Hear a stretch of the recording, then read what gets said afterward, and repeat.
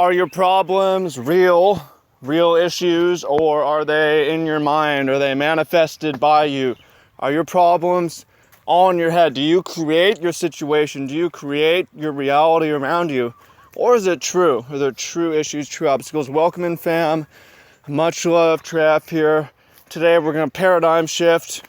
We're going to look at our lives from a new light. We're going to look at our lives from a different way and make you think about the issues that you're facing, whether those issues are money, job, social, with your other or your boss, your employees, your team, your housemates, your spouse or partner.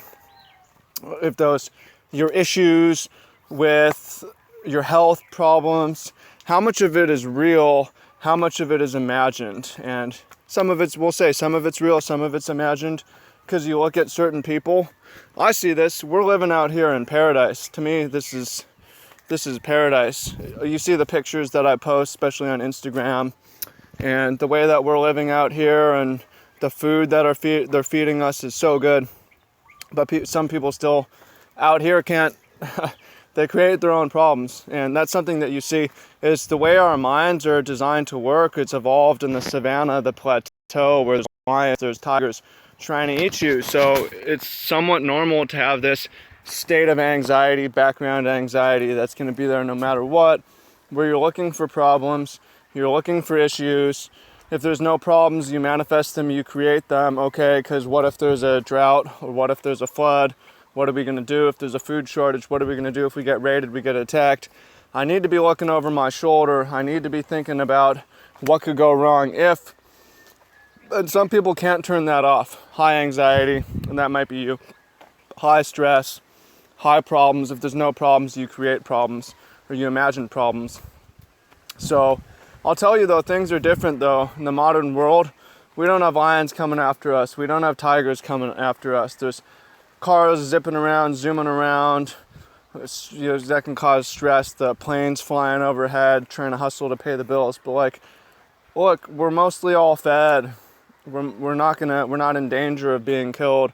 We're not in danger. There's dangers of health, especially with modern living, modern diet. Maybe your life isn't as good as you want, but most of our needs are met, and it doesn't help to ratchet up the anxiety. It doesn't help to create fear and create problems and keep looking out. So we're gonna look at some of those issues, and also I'll give you a tool to resolve them. So, and one thing is to see that it's not real. And like look, okay, maybe I don't have as much money as I would like. Maybe, and there's real problems, like I will need a job to make money. I will need a good, stable relationship if I'm going to have a good, stable family, which is one of the victory conditions of life. I will need a good relationship with my employer, my employees, if I'm going to have something lasting, meaningful that works. I am going to have to be healthy in order to feel good and execute my job mentally and physically, and be vigorous and feel good, have high energy. So there's real problems, and that's one thing I found. Sometimes all your needs are met and you're like, why am I still have this background stress, okay? So here's a couple tools. The first thing is count what you have. Count your blessings. I do this every morning. Say my gratitude, set my intentions. I'm thankful to be here. I don't have it all, but look at what I do have. I have food. If you have a job, thank your job. If you have I woke up with a body today. Oh my God, I woke up, right? And I woke up with choice, volition. I can change. I have opportunity ahead of me. All your meaningful relationships, be thankful for that. The money that you do have, do you have money in the bank? You can be in debt, but you still have some cash to play with. Thankful for that. What are you going to eat today? Thankful for that. You're going to breathe the air. You have social media. You have a cell phone. There's so much to be thankful for. And that is not creating problems, it's creating abundance. Like, yeah, okay, so I don't have everything, but look at what I do have. That's pretty fucking good, and I'm gonna make the most of it today. I'm gonna make the most of this opportunity. Hell yeah, fam. That's one. The other tool, and I talked about it, I need to get back to talking more about health and the physiological, is we have control over our bodies, we have control over our minds, we have control over our feelings and emotions, not total control. Sometimes it's appropriate to be stressed out, afraid, angry.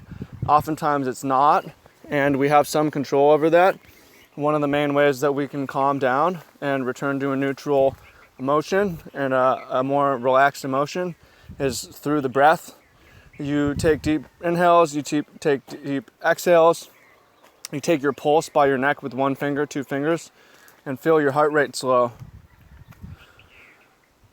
Try it. I mean, it makes a difference. So that's another thing that I try to institute throughout the day is,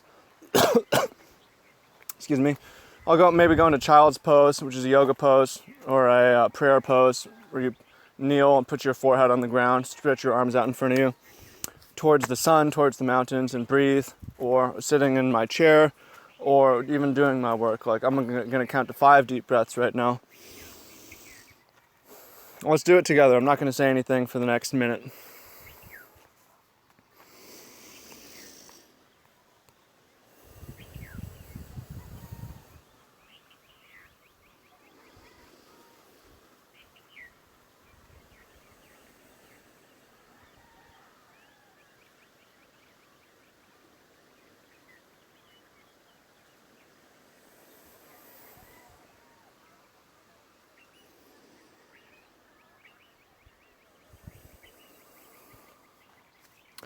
To me, that's a really important skill that everyone should have. Not everyone does. The ability to take control of your emotions, relax, calm down, take some perspective, gather your resources, be thankful for them, and then, look at your real obstacles that you have to surmount and forget about the fake stuff.